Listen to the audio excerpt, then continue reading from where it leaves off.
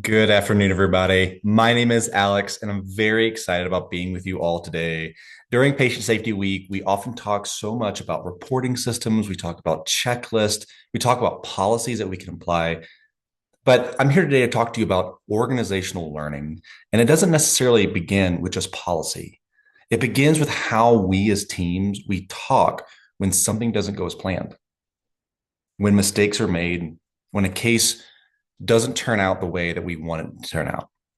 So, if we want to teach organizational resilience, one of the more practical strategies that we can embed within our educational programs is structured debriefing grounded in psychological safety.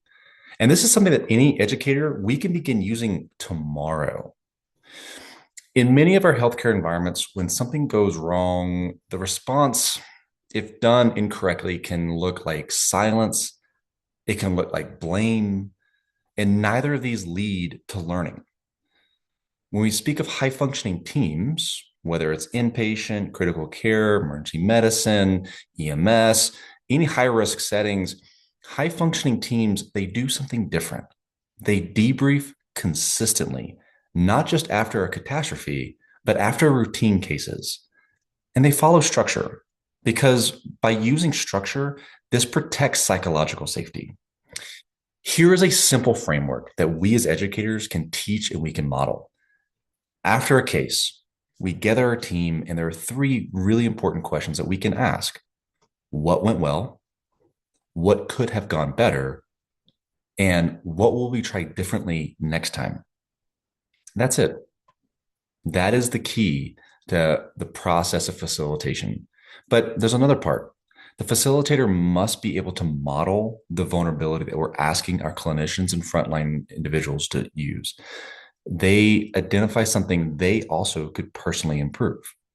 Because by doing this, this act will shift the culture from individual blame to more shared accountability. And over time, learners will internalize this behavior and then begin to view error not as this personal failure, but as information for the system to improve.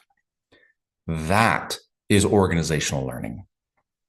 Why this matters is because we as educators, we're not just transmitting knowledge. Our goal is shaping clinicians and how they respond under pressure.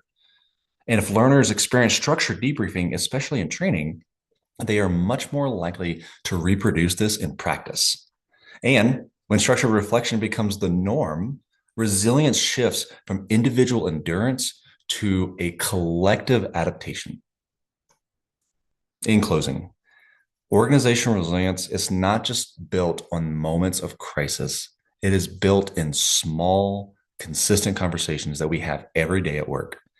By having a structured debriefing practice, this is one of the more practical strategies that we as educators can embed within our programs to teach shared accountability and psychological safety. If we want to have safer systems tomorrow, we must work to model learning behaviors today. I'm looking forward to continuing this conversation with you all. Thank you so much for listening.